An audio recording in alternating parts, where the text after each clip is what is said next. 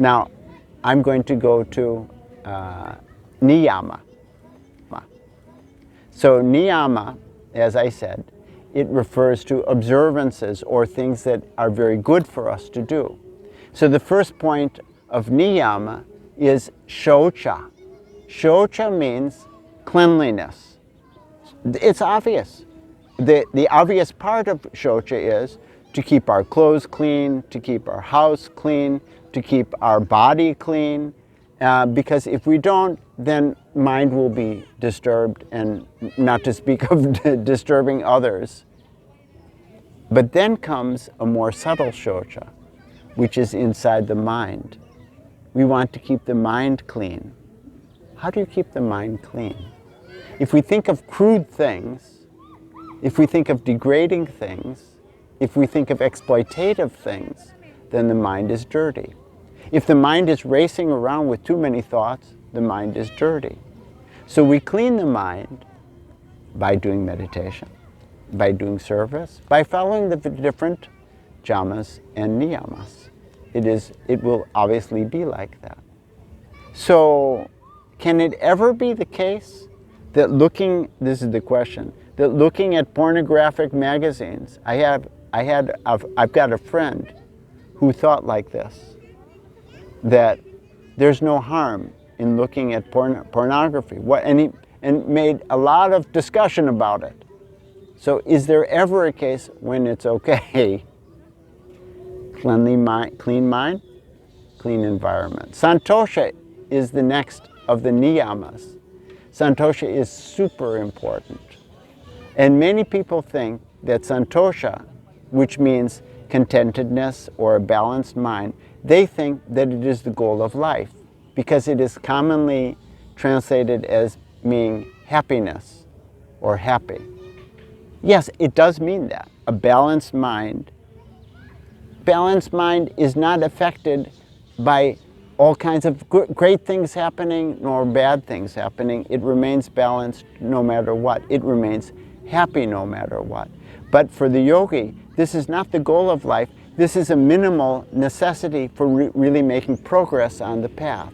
So it means that no matter what circumstances are happening, no matter what the condition, the person maintains a balanced mind, unaffected, unassailed, always positive, always optimistic, always helpful to others, with a pleasant and smiling behavior when it's appropriate, not when somebody's suffering.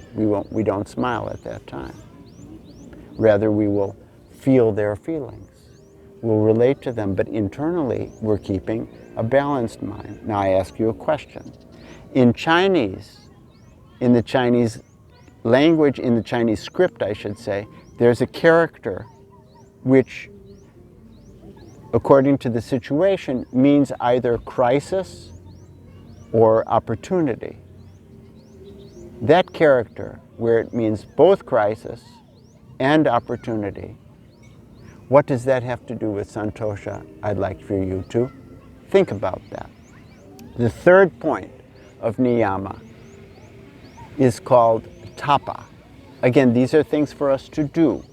Now, Tapa, again, is something much misunderstood because it does mean sacrifice. In a sense, it does mean penance.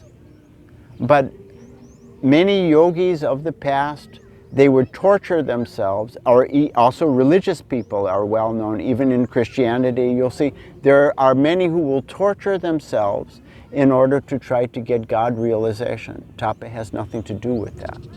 The sacrifice, the penance in Tapa, is for the purpose of serving others, taking trouble to serve others.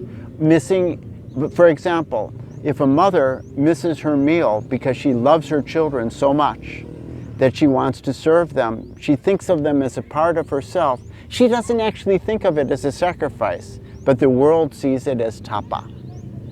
It is a beautiful thing. So if we have that feeling for others, that others are as important as ourselves, as our family, as they are, others are dear to us, so it is easy for us to sacrifice for others. It is easy to do tapa. It is easy to make that so-called penance It's not for the purpose. If we do it in order to get our name in the paper or to get some sort of praise, then it has lost the element of tapa. So I ask you a question. Can it be the case that a poor person gives a small amount of money to some good cause and that it's tapa, but that a rich person gives a large amount of money, not even to get their name in the paper? A rich person gives a large amount of money, but it's not tapa.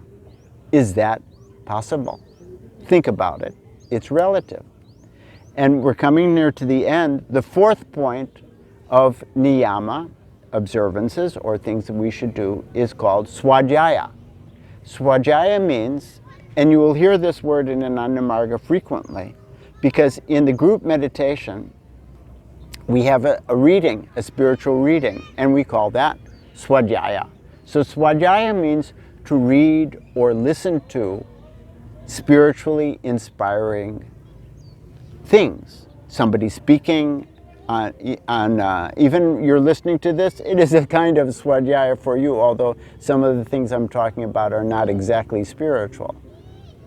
But if you're listening, reading spiritual things, it is inspirational, it is valuable, it is helpful, it is a part of very good daily practice to keep us on the right path. Now I ask you a question. Is it Swajaya if you are listening to a discourse of someone, they're speaking your language, you're hearing every word, you know all the words, but you're not understanding the meaning?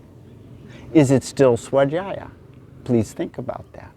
And the last point of the niyamas and the last point of Yama Niyama is a little bit complicated Sanskrit. It's called Ishwara pranidana, which literally means pranidan is taking the shelter of. Ishwar is the supreme who gives shelter to all. So, but practically speaking, taking the shelter of God, practically speaking, it means doing meditation. Doing meditation regularly. This is a practice.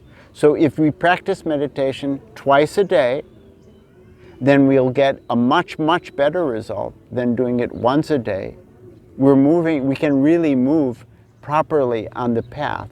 And here meditation means that we're thinking a mantra with its meaning, and or we have a spiritually inspirational visualization that we're going through. It is a process which is taking our mind toward the Supreme Consciousness, which is expanding our consciousness toward the infinite entity. If a person is really into properly practicing Ishwara Pranidan, meditation, then they will feel that their meditation is much more important than their food. It's even more important, usually, than their work. So they will give it the highest priority of their life. They will make sure that they complete that first thing in the morning and again in the proper time in the evening. And only after these things are done, morning is done, then they engage in their other activities. This is a person who's really imbibed Ishwara Pranidan. So now I ask you a question. If we do Ishwara Pranidan just as a ritual, if we do meditation just as a ritual, if we do it without feeling, and this is the answer, don't think the answer to this question is obvious. Will it work? These are your jamas and niyamas. These are the principles of do's and don'ts in yoga. And we appreciate them, we love them. Remember, the finest point is it following your conscience? If it follows your conscience, then for you, it is following Yama Niyama. But to study the jamas and niyamas and think about them, it helps to clarify for you what, for your own conscience, for your own consciousness, for your own benefit, and for the benefit of everyone. We're all in this together. Thank you very much, and namaskar.